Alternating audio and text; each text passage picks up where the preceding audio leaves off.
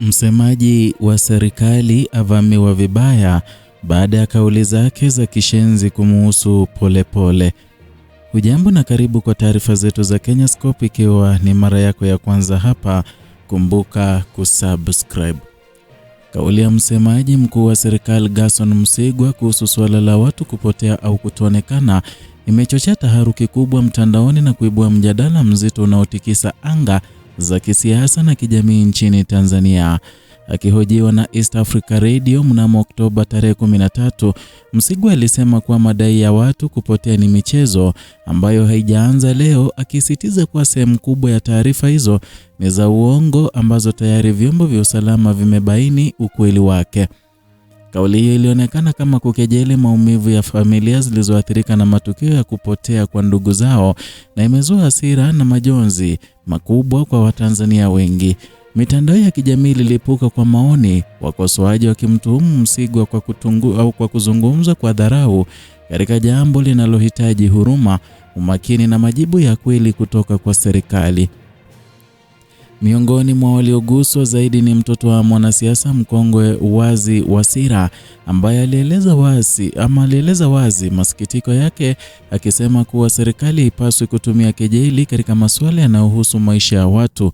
Kauli yake imeungwa mkono na maelfu ya Watanzania ambao walidai kuwa Msigwa alikosa hekima katika maneno yake.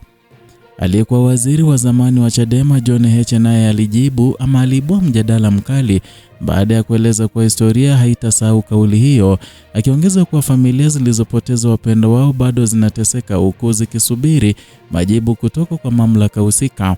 Kauli yake imezua hisia kali kutoka wanaharakati wa haki za binadamu ambao wamesisitiza haja ya serikali kuchukua hatua za wazi katika kushughulikia matukio ya utekaji na upoteaji wa watu nchini. Miongoni mwa sauti zilizoongeza uzito wa mijadala huo ni mwanaharakati Martin Maranja ambaye alitumia mfano wa baadhi ya watu waliowahi kuripotiwa kupotea, akisema kuwa matukio haya hayawezi kuitwa michezo wakati serikali yenyewe ilihusika kutoa fedha za matibabu na mazishi kwa baadhi yao.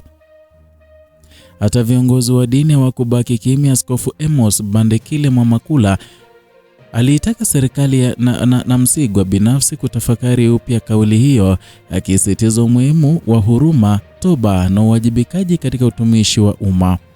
Kwa upande wa wachambuzi wa masuala ya kijamii na kisiasa, video na mahojiano hayo yenye urefu wa dakika 23 na sekunde 57 imechambuliwa kwa kina, wakisema kuwa kauli ya Msigwa inafungua kurasa mpya wa mjadala kuhusu nafasi ya serikali katika kulinda haki za raia na heshima ya utu.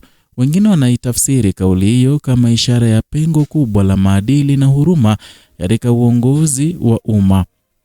Mjadala huu umeendelea kushika kasi, huku wananchi wakisisitiza kwamba matamshi kama hayo yanaweza kudhoofisha imani ya umma kwa taasisi za serikali, hasa wakati taifa linapohitaji uwazi na uwajibikaji zaidi. Wataalamu wa mawasiliano ya umma wanasema huu ni mfano wa jinsi kauli moja inaweza kutikisa taswira ya serikali nzima. Kwa sasa presha inaendelea kuelekezwa kwa serikali kutoa kauli ya ufafanuzi kuhusu matamshi ya Msigwa na kueleza hatua madhubuti zitakazochukuliwa kulinda hatua na utu wa Watanzania wote. Kenyascope itaendelea kufuatilia kwa undani kuhusu sakata hili linalotikisa serikali ya Tanzania, ikiwa moja ya mijadala mikubwa zaidi ya mwaka huu. Naendelea kutazama, subscribe na washa alama ya kengele ili usipitwe na taarifa kamili za siasa, haki na uongozi katika eneo la Afrika Mashariki.